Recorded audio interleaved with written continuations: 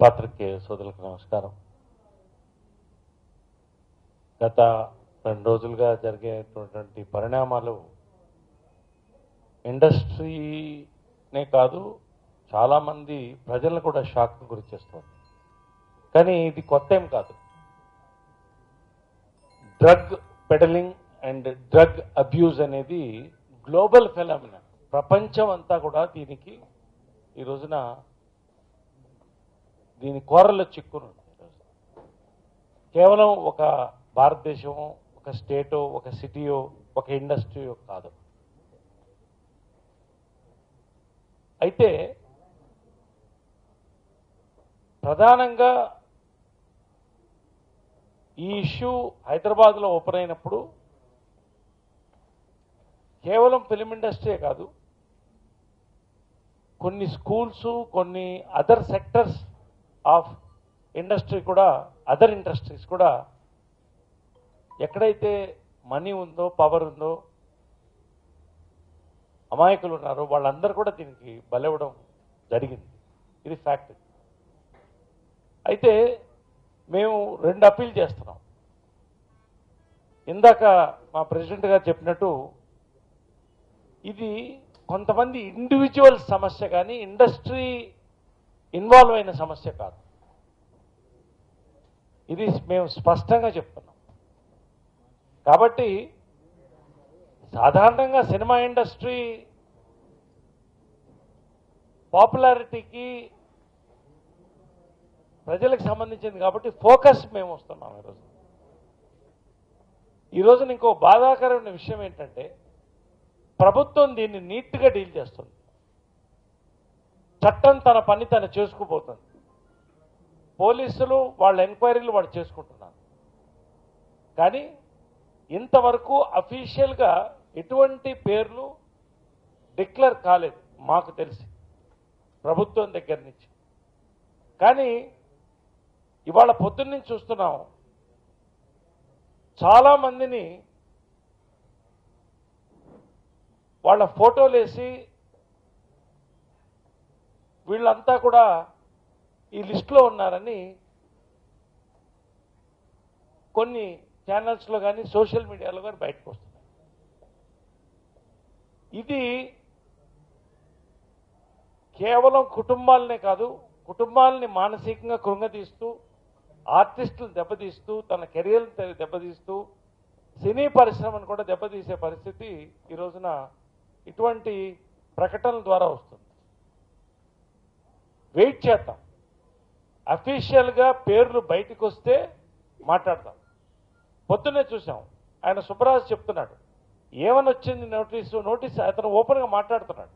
Notice వచ్చింది, ఎంక్వైరీకి రమ్మని నోటీస్ వచ్చింది తప్ప నువ్వు తప్పు చేశావు, నేను శిక్షిస్తావు రమ్మని చెప్పలేదు.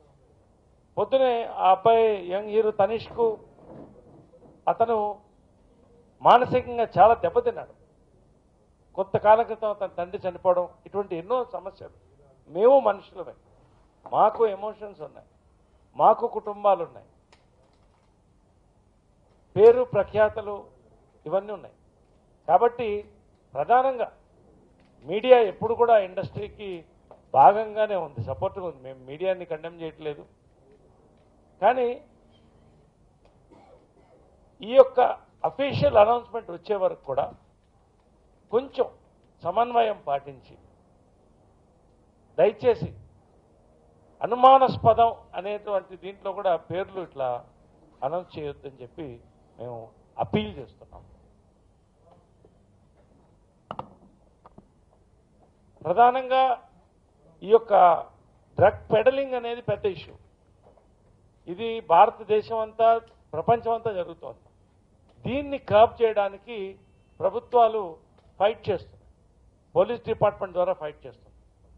కాబట్టి ఆ ఫైట్లో భాగంగా మా కూడా ఖచ్చితంగా సినీ పరిశ్రమ కూడా నిలబడుతుంది. మేము ఆ ఫైట్లో భాగంగా ఉంటాం.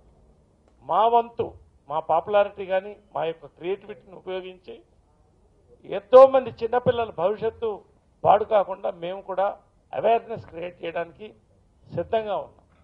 ఇందాక శివాజీ గారు చెప్పినట్టు అట్లా మా వాళ్ళు ఎవరైనా ఉన్నా కౌన్సిలింగ్ చేయడానికి కూడా ఫిలిం ఇండస్ట్రీ పెద్దలు మేమంతా కూడా సిద్ధంగా ఉన్నాం. కాబట్టి it is an appeal from because ఆర్టిస్టుల మీద ప్రధానంగా ఈ రోజున ఫోకస్ ఉంది. ఇవాళ వచ్చిన చాలామంది పేర్లు ఫోటోలు కూడా తప్పు వచ్చినాయి. ఇవాళ ఇదంతా కూడా ఎక్కడో లీకేజ్ ద్వారా వచ్చినాయి. కాబట్టి వీటిని ప్రజలకు కూడా అపీల్ చేస్తున్నాం.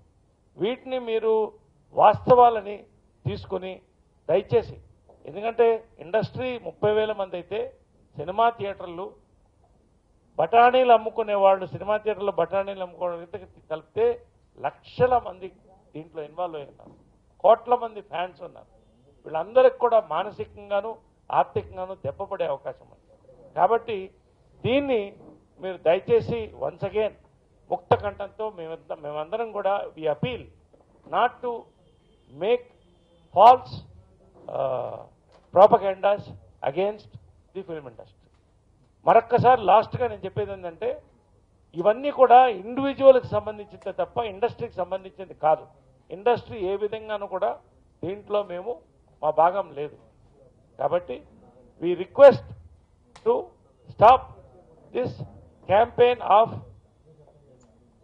Focusing the wrong people and declare కాని పీపుల్ ఫోకస్. Thank you.